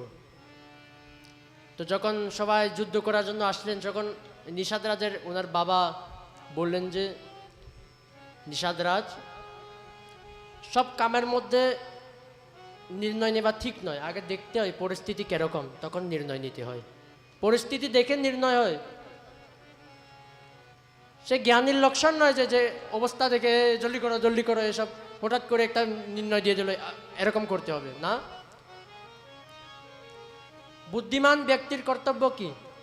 পরিস্থিতিটাকে দেখবে, বুঝবে, শান্ত হয়ে বুঝবে, এরপর নির্ণয় দেবে। তো ওনাকে সেরকম বললো। এরপর স্বয়ং উনি ভরতজির কাছে নিজে গেলেন, গিয়ে দণ্ডবত প্রণাম করলেন আর জিজ্ঞেস করলেন যে, হে রাজা ভরত, আপনি কোথায় যাচ্ছেন? সব কিছু বৃত্তান্ত শুনে নেবার পর উনি ওনার চরণে প্রণাম করলেন, আমি যে আপনার প্রতি অত খারাপ ভাবনা করেছি, আমাকে ক্ষমা করে দেন। কিন্তু ভরতজির স্বভাবটা দেখেন, নিষাদ রাজ্জি যখন ওনাকে প্রণাম করেছেন, ভরতজি এসে ওনাকে হৃদয়ে লাগাই নিতে চাচ্ছে, কিন্তু নিষাদ রাজ্জি দূরে চলে যাচ্ছে। উনি বলছে, আমি অছুত, আমাকে আপনি ধরলে অপবিত্র হয়ে যাবেন। কিন্তু ভরতজি গিয়ে ওনাকে হৃদয়ে লাগিয়ে ফেলছে। তখন যখন কারণ জিজ্ঞেস করলো, সেখানে বহুত সুন্দর জিনিস কোথা লেখা আছে, উল্টা নাম জপত জগ জানা, বাল্মীক ভই ব্রহ্ম সমানা। আরে রাম রাম মোরা মোরা করতে করতে বাল্মীকি মুনি ব্রহ্ম সমান হয়ে গেছেন। আপনারা তো জানেনই বাল্মীকি মুনির কাহিনী, উনি রত্নাকর ডাকু ছিলেন উনি। পরে সৎসঙ্গের কারণ, এই তো সৎসঙ্গের মহিমা দেখেন, দেবর্ষি নারদের সৎসঙ্গ প্রাপ্ত হওয়ার পর আজ উনি বাল্মীকি মুনি, ঘরে ঘরে ওনার রামায়ণ পাঠ হয়, ব্রহ্ম সমান হয়ে গেছে মোরা মোরা জপতে জপতে। তো উনি বলছে, আপনি সাক্ষাৎ ভগবান রামের স্পর্শ পেয়েছেন, আপনি সাক্ষাৎ ভগবান রামকে সেবা দিয়েছেন, তো আপনি কি অপবিত্র হতে পারেন? স্বপ্নেও হতে পারবেন না। তো ওনাকে একদম সব কিছু স্পর্শ করে, ওনাকে হৃদয় স্পর্শ করে ওনার সাথে নিষাদ রাজ্যে ওনাকে নিয়ে গেল বিশ্রামের জন্য, বিশ্রামের জায়গা দিল। উনি দেখালেন, কয়েকদিন আগে যখন ভগবান রাম আমার কাছে এসেছিল, এই জায়গাতে উনি ভোজন করেছেন, এই জায়গাতে উনি স্নান করেছেন, এই জায়গাতে উনি শয়ন করেছেন, এরকম সব জায়গাগুলো দেখাচ্ছেন। ভরতজি কি করলেন, এসব জায়গা দেখে উনি সাষ্টাং প্রণাম করতেন। যে প্রকার আমরা তীর্থক্ষেত্র গেলে আমরা যেমন মাটির মধ্যেই দণ্ডবত প্রণাম করে দিই, ঠিক সেই প্রকার ভরতজি যেখানে যেখানে দেখতেন যে আমার প্রভু শ্রী রাম এখানে শয়ন করেছেন, আমার প্রভু শ্রী রাম এখানে ভোজন করেছেন, সেই স্থানে উনি দণ্ডবত প্রণাম করতেন। মনের মধ্যে একটুকু ব্যাকুলতা কমেনি, এখন ব্যাকুলতা শুধু বেড়ে যাচ্ছে, কখন আমি ভগবান রামের সাথে দেখা করব। ভক্তের হৃদয়ের মধ্যে কোনোদিন ব্যাকুলতা ঘটে না, সবসময় বাড়ে। রামকৃষ্ণ পরমহংসদেব বলছেন কথামৃততে, যতক্ষণ বিষয়াসক্তি মিটবে না ততক্ষণ ব্যাকুলতা আসবে না। আর বিষয়াসক্তি সরানোর জন্য গুরু প্রদত্ত সাধনই একমাত্র সাধন। সকল মহাপুরুষরা এটাই বলেছে, গুরু প্রদত্ত সাধন করলে আর কিছু করতে হবে না। আমরা মনে করি একটু তপস্যা করতে হবে আমাদের, এরকম কিচ্ছু নয়। গুরুদেবে যে আপনাদেরকে করতে বলেছে, যে মন্ত্র জপ দিয়েছে, যে নিরন্তর নাম স্মরণ দিয়েছে, সেটা যদি শ্রদ্ধাপূর্বক করি, আর কিছু সাধনের প্রয়োজন নেই। মৃত্যুর আগে আগে আপনি অনুভব করে ফেলবেন আপনি কি পেয়ে গেছেন, সেটা গুরু প্রদত্ত সাধনের প্রতাপ। ভরতজি উনি এইসব ক্ষেত্রগুলো দর্শন করে উনি প্রণাম করছেন, ভাব বিভোর হয়ে যাচ্ছিলেন। এরপর ভরতজি কি করলেন, ওখান থেকে যখন আবার রওনা দিলেন, ওখান থেকে বেশি দূর ছিল না, প্রয়াগরাজে শৃঙ্গবেরপুর বলে সেই জায়গাটা আজকেও আছে। আপনারা অনেকে প্রয়াগরাজ গিয়েছেন, প্রয়াগরাজের পাশেই পড়ে শৃঙ্গবেরপুর। তো সেই শৃঙ্গবেরপুর থেকে চিত্রকূট প্রায় 2-3 ঘন্টা লাগে যেতে, খুব সুন্দর জায়গা, আপনারা যাবেন দর্শন করবেন। তো চিত্রকূটে ভগবান রাম ছিলেন। ভরতজি চিত্রকূটের জন্য नाथ वर्णन ही बात जनक रघुनाथ वर्णन ही पावे अगम भगत गुण गात जनक रघुनाथ बरन नहीं पावे संत समाजस कछुक सुन्यो तस नारायण को भावे संत सभा जस कछुक सुन्यो तस नारायण को भावे सम्यक कथ्यो कौन ते जावे भैया ते बिना सम्यक कथ्यो कौन ते जावे भैया भगत बिना मेरे पल पल युग सम बीते भैया भगत बिना मेरे पल पल युग सम बीते भैया भगत बिना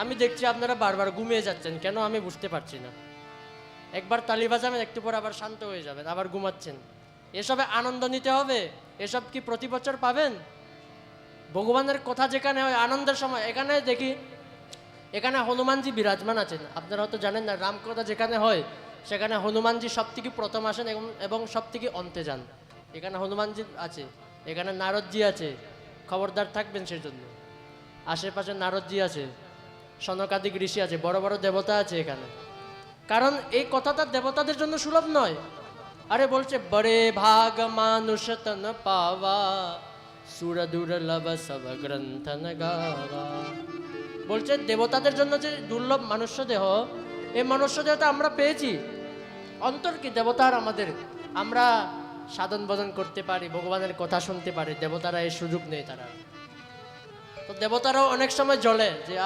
আমরা যদি মানুষ হতাম ভগবানের ভজন করে মোক্ষ প্রাপ্ত করতাম দেবতাদের আনন্দ নেই স্বর্গের মধ্যে যাবেন যতক্ষণ পুণ্য থাকবে আবার নিচে আসতে হবে নিচে আবার এই ধরার মধ্যে আসতে হবে তো সেই জন্য সাধন ভজন অত্যন্ত দরকার তো এরপর ভগবান রামের ভরতজি যখন ওনাকে নিবেদন করলেন ভরতজি বলছেন আমি আপনার একটা জীবনচিত্র আপনার উপস্থিতি চাই তো ভগবান রাম দয়া করে ওনার নিজের পাদুকা ওনাকে দিয়ে দেন সেখানে বলছে ইত্যুক্ত্বা পাদুকে দিব্যে योजयामास पादयोः रामस्य ते ददौ रामो भरतायाति भक्तितः ভগবান রাম নিজের পাদুকা দিয়ে দিলেন ভরতজি সেই পাদুকাটা শিরোধার্য করলেন আর বাল্মীকি রামায়ণে বর্ণনা আছে সেই পাদুকাকে প্রতিদিন ভরতজি কি করলেন সেই পাদুকাকে নিয়ে সিংহাসনে বসিয়ে দিলেন বলছে আমি রাজা নয়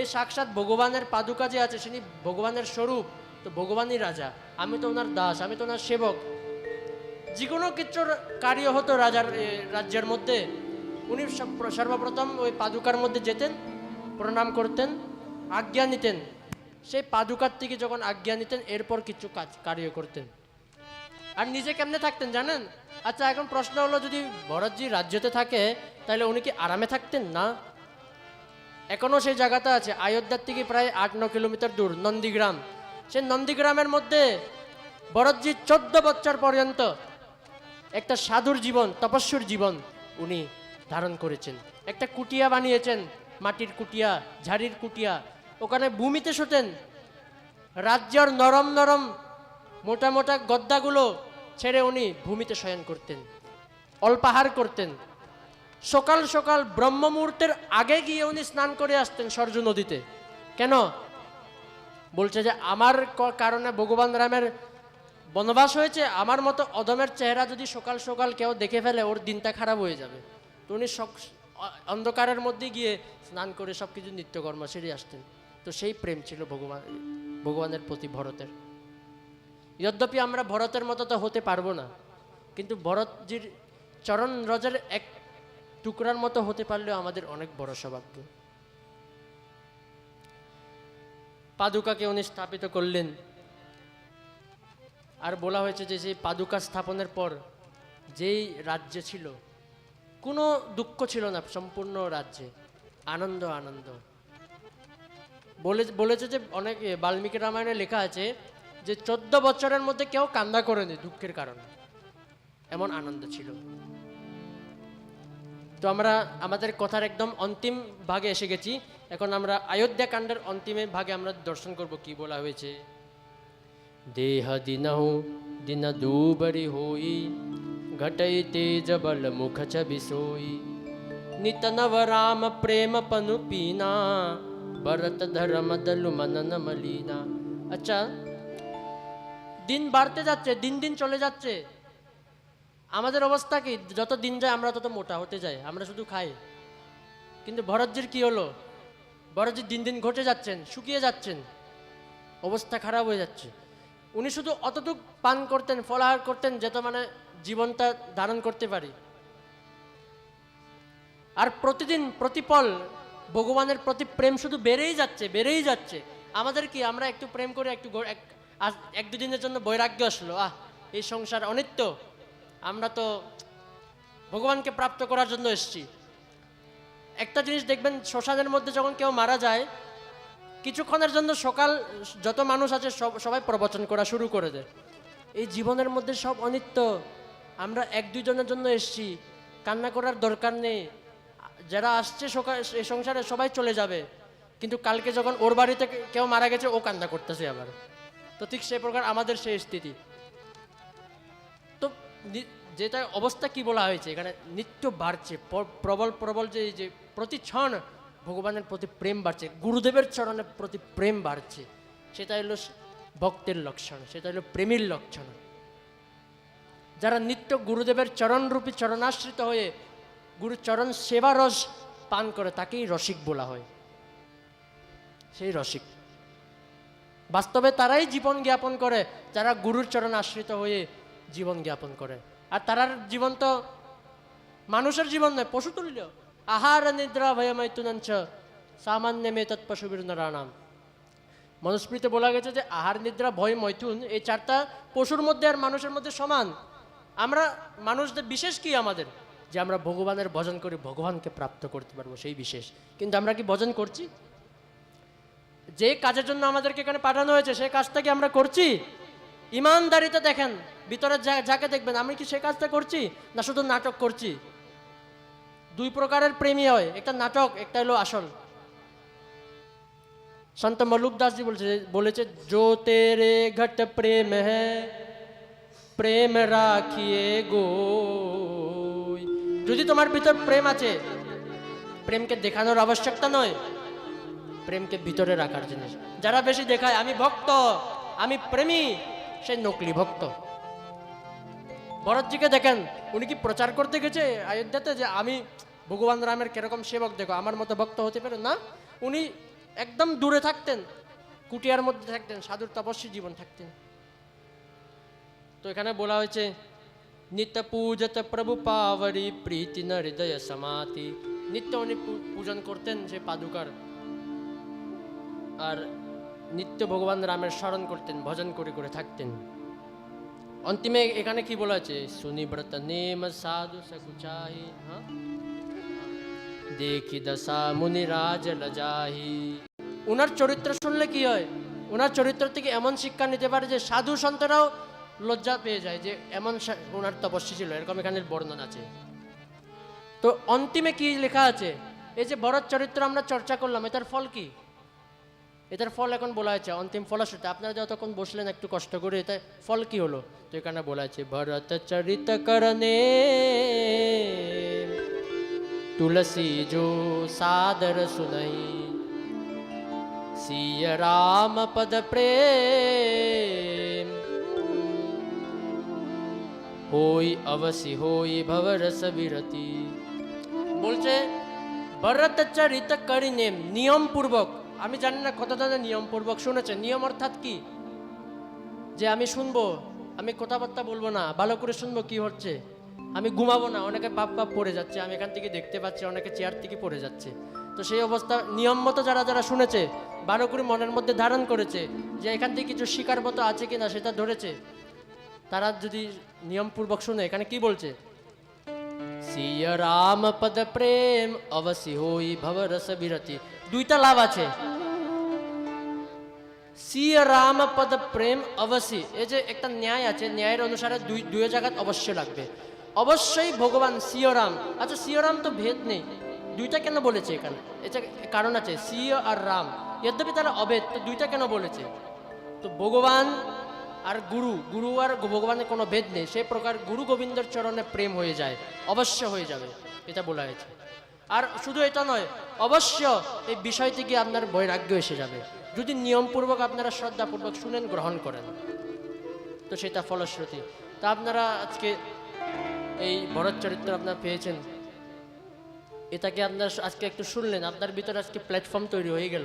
এখন আপনারা বাড়িতে গিয়ে একটু ভাববেন যে এটা কী হলো, এটা কী কথা বলা হলো, আর একটু নিজেও কিছু গ্রন্থ কিনবেন, গ্রন্থ কিনে একটু পড়বেন। আমরা আলতু ফালতু নিউজ পেপার পড়ি, শুধু ডেলি নিউজ পেপার পড়ি, ওখানে 1 ঘন্টা চলে যায়। নিউজ পেপার পড়বেন, 5 মিনিট পড়বেন, আধা ঘন্টা কিছু ধর্মীয় গ্রন্থ পড়বেন, গীতা পড়বেন, তখন না কিছু উন্নতি হবে। আধ্যাত্মিক উন্নতি অত্যন্ত দরকার। তো সেই জন্য আজ আমাদের সময় অনেক অভাব আছে, তো আমি বেশি কিছু আর বলবো না। অন্তিমে আমরা একটু ওই ছন্দটা গিয়ে আমরা সংকীর্তন দিয়ে আজকে শেষ করে দেব। সিয়া রাম প্রেম পীयूष पूरन होत जनमन भरत को।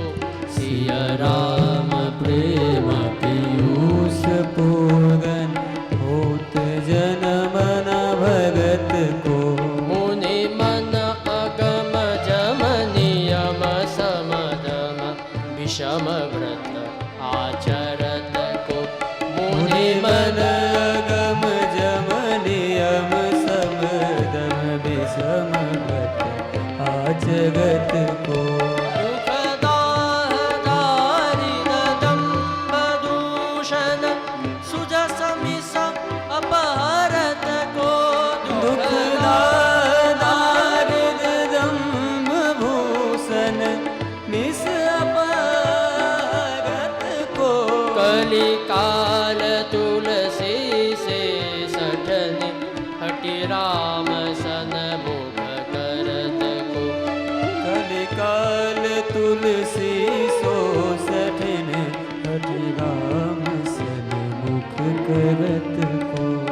हति राम सन मुख करत को। আচ্ছা, আমাদের এখানে সমাপ্তি ঘোষণা হলো। তাহলে এখন আমরা ভগবান নাম সংকীর্তন মাধ্যমে আরতি দর্শন করে আমরা সন্ধ্যাকালীন প্রার্থনা করব। তো আপনারা সবাই আনন্দ পেয়েছেন? তো আনন্দ পেয়েছেন? হ্যাঁ বললে হবে না, আপনাদেরকে এটা জীবনে ধারণ করতে হবে, তখন এটা সুবিধা হবে। এখান থেকে যদি আপনারা একটাও কথা যদি মনের মধ্যে লেগেছে, তখনই আমার এটা সুফল হবে যে আমি আপনাকে শোনানোর, অতক্ষণ যে শুনিয়েছি গলা ভেঙে যাচ্ছে, জল খেয়ে খেয়ে শুনিয়েছি আপনাদেরকে কষ্ট করে করে, তো তখন আমার ফল কখন আসবে? যখন আপনাদের কিছু এখান থেকে যদি একটাও কথা যদি আপনার কল্যাণকারী হয়ে যায়, তো একটাও কথা যদি মনে লেগে যায়, তো সেটাই আপনাদের জন্য উন্নতি হবে, আমারও উন্নতি হবে, আপনারও উন্নতি হবে। কারণ ভগবানের চর্চা যতই করবেন ততই মঙ্গল হবে। তাই লাস্টে আমি একটাই কথা বলবো, 2-3টা কথা বল। প্রথম কথা হলো গুরুদেবের চরণে প্রেম। গুরুদেবকে কোনোদিন ছাড়বেন না, গুরুদেবের চরণে সবসময় আশ্রিত থাকবেন। কারণ গুরু ছাড়া গোবিন্দ দূরের কথা। কবির দাসজি বলছে, গুরু আর গোবিন্দ দুইজন দাঁড়িয়ে আছে সামনে, কার কাছে যাবে? বলে গোবিন্দ তুমি চলে যাও, আমি গুরুকে ধরবো। কারণ গুরু থাকলে না গোবিন্দ আসবে, তো গুরুকে আমি আগে ধরবো। তুমি গোবিন্দ তুমি থাকলে থাকো, না থাকলে না, আমি গুরুর চরণ পেয়েছি, ব্যাস আমি সন্তুষ্ট, আমার আর কিছু দরকার নেই, কারণ গুরুই গোবিন্দ। তো গুরুর চরণে প্রেম রাখবেন। দ্বিতীয় কথা, গুরু প্রদত্ত সাধন করবেন। গুরুদেবের যে নিয়ম দিয়েছে, 1 ঘন্টা করতে না পারলে আধা ঘন্টা করবেন, আধা ঘন্টা করতে না পারলে 10 মিনিট করবেন, নিয়মটা ধরে রাখবেন। আর নিরন্তর গুরুদেবের যে নাম দিয়েছে সেটা চলাবেন। কাজ করছে, মনে মনে চলছে নাম, সেটা করবেন। আর তৃতীয় কথা, মাঝে মাঝে আসবেন, সৎসঙ্গ করবেন, সাধু দর্শন করবেন। সাধু দর্শনে পাপ কাটে। সন্ত দর্শ যিনি পাতকাতরে, সন্ত দর্শন করলে পাপ কাটে। মন্দিরে আসবেন, একটু সময় সময় সেবা করবেন। শাস্ত্রের মধ্যে বলা আছে যারা সেবা করে তারা পাপ কেটে যায়। মাঝে মাঝে আসবেন, আশ্রমে একটু ঝাড়ু লাগাবেন, একটু দেখা যাচ্ছে যে ড্রেনটা নোংরা, ওই ড্রেনটা একটু পরিষ্কার করে দেবেন। দেখবেন যে এখানে একটু এই গাছের পাতা পড়ে আছে, একটু ঝাড়িয়ে লাগিয়ে দিলাম, একটু ওখানে বাসনপত্র এমনি পড়ে আছে, একটু একটু মাজিয়ে দিলাম। সেবা করবেন সব সময়। সেবা করলে অহংকার নাশ হয় এবং সেবা করলে পাপ কাটে। তো সেবা করবেন, গুরুচরণে সবসময় আসতে থাকবেন। গুরুধাম এটা আপনাদের নিজের বাড়ি, কারণ এটাই আমাদের আসল বাড়ি। সত্যি করে বলতে গেলে গুরুচরণই আমাদের আসল বাড়ি। তাই বেশি কিছু বলবো না, অনেক সময় খেয়ে ফেলছি আমি। তাই এখন সংক্ষিপ্ত ভগবান নাম সংকীর্তন নিয়ে আমরা শেষ করে দেব। श्री राम जय राम जय সবাই গাতে হবে কিন্তু, লাস্টে ভালো করে গাবে। श्री राम जय राम जय जय राम श्री राम जय राम जय जय राम जय जय राम श्री राम जय राम जय राम श्री राम जय राम जय जय राम श्री राम जय राम जय जय राम। सिया राम जय राम जय जय राम श्री राम जय राम जय जय राम। श्री राम जय राम जय जय राम। श्री राम जय राम जय जय राम श्री राम जय राम जय जय राम श्री राम जय राम जय जय राम। श्री राम जय राम जय जय राम। श्री राम जय राम जय जय राम श्री राम जय राम जय जय राम श्री राम जय राम जय जय राम। श्री राम जय राम जय जय राम। श्री राम जय राम जय जय राम श्री राम जय राम जय जय राम जय सिया राम जय जय गुरुदेव। जय सिया राम जय जय गुरुदेव। जय सिया राम जय जय गुरुदेव जय सिया राम जय जय गुरुदेव श्री राम जय राम जय जय राम। श्री राम जय राम जय जय राम श्री राम श्री राम जय राम जय जय राम रामचंद्र भगवान की, सपरिकर रामचरितमानस भगवान की, सद्गुरुदेव भगवान की, सद्गुरुदेव श्री बाबा मणि जी महाराज की, उनके महामहोत्सव की, सब संतन की, सब भक्तन की। हरिओम। जय जय श्री सीताराम। नमः पार्वती पते। हर हर हर महादेव। महादेव शंभो। देखिए, ये सुनिए, आप लोग पहले सभी लोग सुनिए। देखिए, आरती करने वाले माताजी दाहिनी देखिए, सुनिए इधर माताजी लोग, आप लोग सुनिए। आरती करने वाले पहले दीपक का प्रज्वलन करिए। कर्पूर लास्ट में जब हम बोलेंगे तो उसी दीपक से जो है कर्पूर को जलाइएगा। हाँ, दीपक प्रज्वलन करिए, दीप जलाइए, अपने अपने पास माचिस से दीप जलाइए। हरि ओम इदगुं हविः प्रजननं मे अस्तु दशभिरगुं सर्वगणगुं स्वस्तये आत्मशनि प्रजा शनि पशु शनि लोक शन्यभय शनि अग्निः प्रजां बहुलां मे करोत्पन्नं पयोरेतो अश्माशु धत्तः कदलीगर्भसम्भूतं कर्पूरं प्रतीपितम् आरातिर्कहं कुर्वे पश्य मे वरदो भवः दीपज्योतिपरब्रह्म दीपज्योतिर्जनार्दनं दीपो हरतु मे पापं कर्मदीपनमोऽस्तु ते चन्द्रमा मनसो जातस्य कृशोः सूर्यो अजायत श्रोत्राद्वायुश्च प्राणः च मुखादग्निरजायत। श्री रामचरितमानस की है आरती पापियों को पाप से है तारती। श्री रामचरितमानस जी की है आरती पापियों को पाप से है तारती। ये अमर ग्रंथ ये मुक्ति पंथ ये पंचम वेद निराला नव ज्योत जलाने वाला। ये अमर ग्रंथ ये मुक्ति पंथ ये पंचम वेद निराला नव ज्योत जगाने वाला। ये अमर ग्रंथ ये मुक्ति पंथ ये पंचम वेद निराला नव ज्योत जलाने वाला। अमर ग्रंथ ये मुक्ति पंथ ये पंचम वेद निराला नव ज्योत जगाने वाला। हरि नाम यही हरि नाम यही हरि नाम यही हरि नाम यही यही जग मंगल की आरती। पापियों को पाप से है तारती। श्री रामचरित मानस जी की है आरती। पापियों को पाप से है तारती। ये शांति गीत पावन पुनीत पापों को मिटाने वाला नव ज्योत जलाने वाला।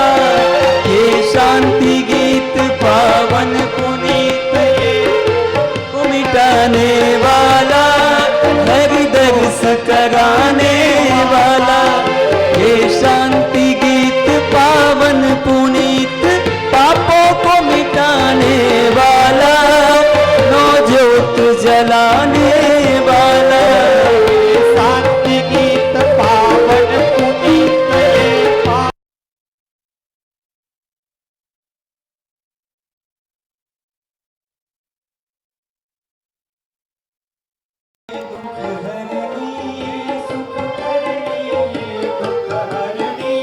ये रामायण की आरती। पापियों को पाप से है तारती। श्री रामचरित मानस जी की है आरती। पापियों को पाप से है तारती। रामचरित मानस जी की है आरती। पापियों को पाप से है तारती। ये मधुर बोल जग बंद खोल सन्मार्ग दिखाने वाला बिगड़ी को बनाने वाला। ये मधुर बोल जग बंद खोल सन्मार्ग दिखाने वाला बिगड़ी को बनाने वाला। ये मधुर बोल जग बंद खोल सन्मार्ग बताने वाला बिगड़ी को बनाने वाला। श्री राम यही घनश्याम यही श्री राम यही घनश्याम यही ओ मेरा राम यही ओ मेरा श्याम यही मेरो राम यही मेरो श्याम यही यही प्रभु महिमा की आरती। पापियों को पाप से है तारती। श्री रामचरित मानस जी की है आरती। पापियों को पाप से है तारती। श्री रामचरित मानस जी की है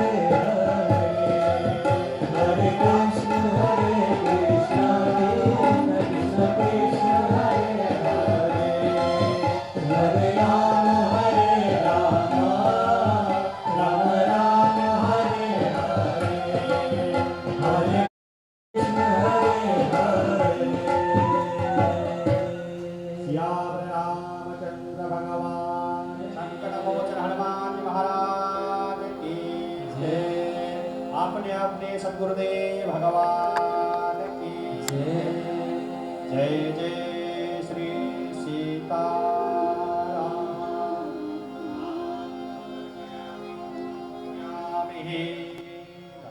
आरती दिखाइए, सबको आरती दिखा दीजिएगा। आप लोग आरती पुष्पांजलि करिए। पहले पुष्प एक वो माला निकाल करके आप लोग पहले इधर आरती दिखाइए, फिर सबको आरती दीजिएगा।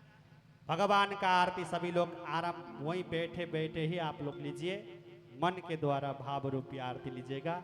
हाँ हो गया इधर हो गया, पीछे दीजिए आरती। आप लोग वहीं से आरती ऐसे करके आरती से किएगा। अब हम लोग व्यास जी महाराज जी का पूजन करेंगे। ओम व्यासाय विष्णुरूपाय व्यासरूपाय विष्णवे नमो वै ब्रह्मरूपाय वासिष्ठाय नमो नमः। रामो राजमणि सदा विजयते रामं रमेशं भजे। रामेणाभिहता निशाचर चमो रामाय तस्मै नमः। रामान्नास्ति परायणं परतरं रामस्य दासोऽस्म्यहं। रामे चित्तलय सदा भवतु मे भो राम रामध्वरः। लाल देह लालील से अरुधरु लाल लंगोर। वज्र देह दानव दलन जय जय जय कपीशो। आज हमारे बनारस से पधारे हुए हमारे बाल ब्रह्मचारी के रूप में व्यास जी महाराज पधारे हुए हैं। तो आप लोग को बहुत ही सुंदर प्रसंग राम और भरत मिलन। पूरे रामायण में दो ही सबसे सुंदर प्रसंग लगता है हमें, एक केवट प्रसंग और दूसरा भरत मिलाप।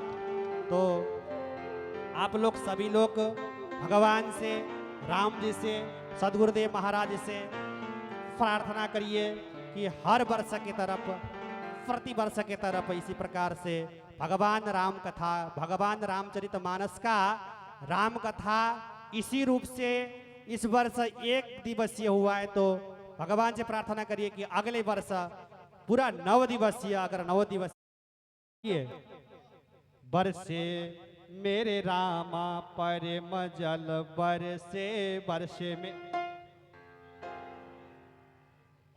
मेरे रामा परम जल बरसे बरसे मेरे रामा परम जल बरसे। राधा पे बरसे कन्हैया पे बरसे, राधा पे बरसे कन्हैया पे बरसे। बरसे मेरे रामा परम जल बरसे बरसे मेरे रामा परम जल बरसे। भक्तन पे बरसे सब संतन पे बरसे, भक्तन पे बरसे सब संतन पे बरसे। ओ बरसे मेरे रामा पर